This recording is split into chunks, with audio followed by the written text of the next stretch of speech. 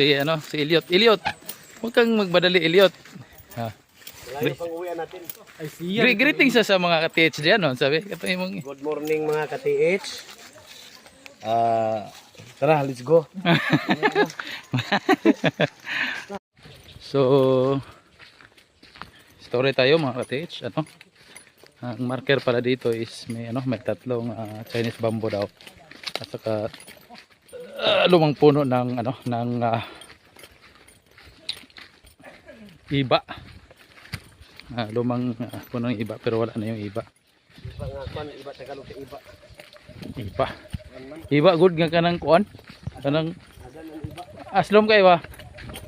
Yung may bunga na sobrang asim yun yung iba eh. Yung putahan natin ngayon. So maglalakad tayo ng mga kalahating kilometro ata. So maganda to kasi exercise na naman tayo sa paglalakad.